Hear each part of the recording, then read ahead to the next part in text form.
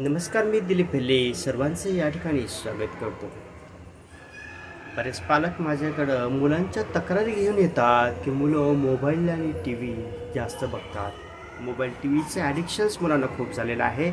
अभ्यासामध्ये मुलांचं लक्ष लागत नाही, कॉन्सन्ट्रेशन त्यांचं कमी झालेलं आहे. अशा बऱ्याच तक्रारी घेऊन पालक माझ्याकडे येतात आणि याच अनुषंगाने आम्ही एक सर्वे केला होता. त्या सर्वेमध्ये असं आम्हाला आयडेंटिफाईड झालं की 99% लोकांना मोबाईल ॲडिक्शन्स हा जो प्रॉब्लेम आहे ते पालक फेस करत आहेत. म्हणूनच आम्ही या विषयावर येणाऱ्या 22 तारखेला एक वेबिनार अरेंज केलेला आहे, ज्यामध्ये मोबाईल ॲडिक्शन या विषयावर बोलल्या जाईल.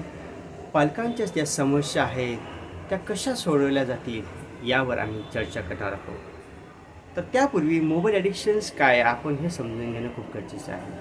मोबाईल ॲडिक्शन हे जे आहे हे एका दिवसात लागलेलं व्यसन नसतं. त्यासाठी बऱ्याच प्रोसेस झालेल्या असतात आणि त्याच्यामधूनच मोबाईल ॲडिक्शन्स लागलं असतं. मोबाईल ॲडिक्शन्स कसं लागतं आहे त्यासाठी कारणीभूत गोष्टी काय आहेत ते जाणून घेणं पण गरजेचं आहे. तर महत्त्वाच्या काही गोष्टी अशा आहे की मोबाईल ॲडिक्शन का लागतं. पहिला पार्ट असेल की पॅरेंट्सचा मेजर रोल मोबाईल ॲडिक्शनमध्ये असतो. दुसरं असतं की सोशल साईट ज्या आहेत, फेसबुक, व्हॉट्सअप, इंस्टाग्राम ह्या ज्या गोष्टी असतात ह्या गोष्टी मुलांना अट्रॅक्ट करतात आणि याच्यामधूनच जेव्हा ह्या व्हॉट्सअप, फेसबुक किंवा रील्स मुलं बघायला सुरुवात करतात त्यावेळेस त्यांच्या माइंडमध्ये एक हार्मोन सिक्रेट होतं आणि आपला वेळ कुठे जातो हे त्यांना कळत नाही. तसेच फ्रेंड सर्कल बऱ्याच गोष्टी मोबाईल ॲडिक्शनसाठी कारणीभूत आहेत.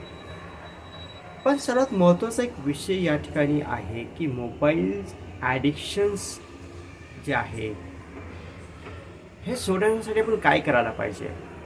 ओके, पॅरेंटिंग टिप्स काही असतात त्या आपण फॉलो करायला पाहिजे.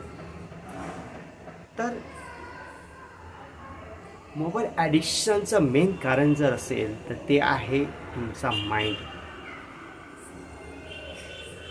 उदाहरण देऊन तुम्हाला सांगतो की चाकू स्वतःहून कोणाचा मर्डर करू शकतो का? चाकू स्वतःहून भाजी कापू शकतो का? नाही, कारण चाकू काय आहे हे टूल्स आहे. ओके, सो मोबाईल्स काय आहे, मोबाईल हे एक टूल आहे. ओके, या टूलचा वापर कोण करू शकतं? मोबाईल स्वतःला ऑपरेट करू शकतो का? तर नाही, मोबाईल स्वतःला ऑपरेट करू शकत नाही. त्याला ऑपरेट करणारा कोण असतो? तो एक पर्सन असतो आणि पर्सनला कंट्रोल करणारा कोण असतो? त्याचा माइंड. ओके, सो जेव्हा आपण मोबाईल यूज करतो तेव्हा आपला माइंड आपल्याला त्याकडे अट्रॅक्ट करतो. ओके, आणि आपला माइंडवर ज्यावेळेस आपला ताबा नसतो, आपण आपल्या माइंडला जेव्हा कंट्रोल करत नाही त्यावेळेस ऑटोमॅटिकली आपल्याला त्या गोष्टीचं ॲडिक्शन झालेलं असतं.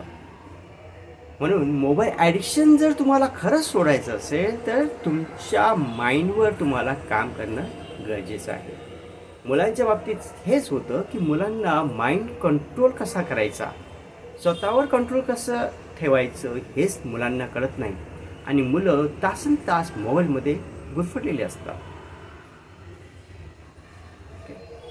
सो मेन पॉईंट या ठिकाणी मला सांगावासा वाटतो की जर मुलांच्या ह्या सवयी सोडवायच्या असतील तर तुम्हाला मुलांच्या माइंडवर रिप्रोग्रामिंग करणं खूप गरजेचं आहे.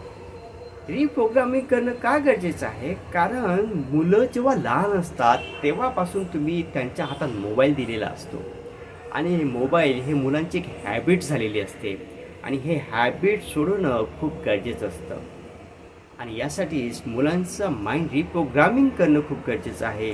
मुलांच्या माइंडवर कंट्रोल कसा मिळवायचा, मुलांनी त्यांच्या माइंडवर कंट्रोल कसा मिळवायचा हे शिकणं खूप गरजेचं आहे. तर मी पालक मंडळीला या ठिकाणी विनंती करतो की आमचा येणाऱ्या 22 मार्चला वेबिनार आम्ही अरेंज केलेला आहे, ज्याच्यामध्ये पालक आणि मुलं या दोघांनी सहभाग घ्यायचा आहे. एक प्रॅक्टिकल ॲक्टिव्हिटीच्या थ्रू आम्ही तुम्हाला सगळ्या गोष्टी एक्सप्लेन करणार आहे. ज्या पालकांचे प्रॉब्लेम आहे, मुलांचं कॉन्सन्ट्रेशन्स असो, मुलांचा स्टडी विषय असो किंवा मुलांचं मोबाईल ॲडिक्शन विषय असो, या सगळ्या विषयावर आम्ही या वर्कशॉपमध्ये बोलणार आहे आणि तुम्हाला योग्य सोल्युशन्स या वर्कशॉपमधून तुम्हाला देणार आहे. तर विसरू नका, येणाऱ्या 22 मार्चला तुम्हाला आमचा वेबिनार अटेंड करायचा आहे आणि तुमचे जे काही प्रॉब्लेम आहे ते प्रॉब्लेम तुम्हाला सॉल्व करायचे आहे. तत्पूर्वी तुम्हाला एक लिंक पाठवण्यात येईल, ती लिंक तुम्हाला जॉईन करायची आहे. सो आशा करतो की सगळे पालक मंडळी आपल्या मुलाला घेऊन येणाऱ्या 22 तारखेला आम्हाला भेटतील. धन्यवाद.